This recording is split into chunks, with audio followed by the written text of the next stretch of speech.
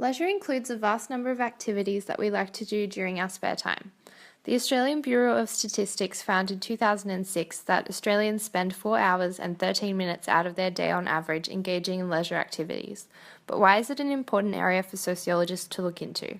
Sociologists have theorized that there is a connection between leisure and an individual's opportunities in life in terms of cultural consumption, concluding that the power and inequality evident in leisure activities can be a replication of the macro-social structures at play. An important concept is Bourdieu's cultural capital, which refers to things that promote social mobility other than wealth, which can include education, the way one speaks and dresses, and other lifestyle choices. Cultural capital allows the individual to gain membership to and belong to a particular social class.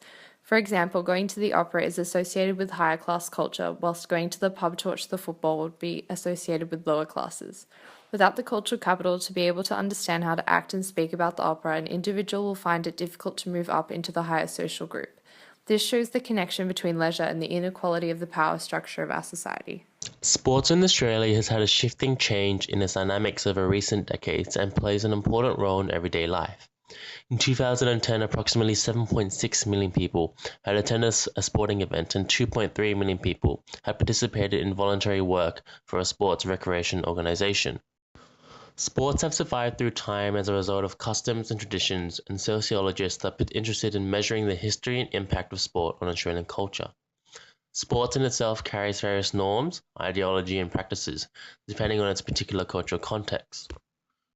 The transformation of sports, especially through globalization, has adopted similar values to that of capitalism. Sport has changed from just being a recreational activity to a business opportunity, where athletes are more specialized in their roles in their pursuit of a career as a professional athlete.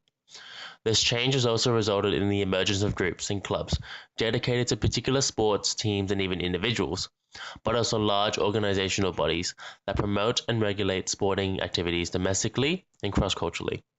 Once reserved for dominant classes of free time, sport is now more freely available as an activity and as entertainment to any individual who wishes to participate. However, some gender, racial, and class barriers still exist today. Tourism is a phenomenon that has become increasingly prominent over the past 200 years. Once reserved for the upper classes and pilgrims, tourism has rapidly evolved alongside modernity. In Australia, tourism is of great economic and social importance, contributing $73 billion to the economy in 2011. With regards to sociological perspectives on tourism, Daniel Burstein takes a negative view, arguing that it has the objective of escaping reality.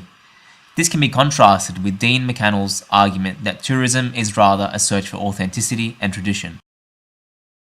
Roughly half of Australia's population make up the labour force, and meaningful and well-remunerated work is seen to be central to societal definitions of human identity and dignity.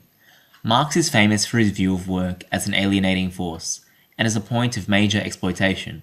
However, a sociological analysis of work is much more broad in explaining the evolution of work into today's wage labour structure, as well as an area of gender inequality, where the gender pay gap remains particularly relevant.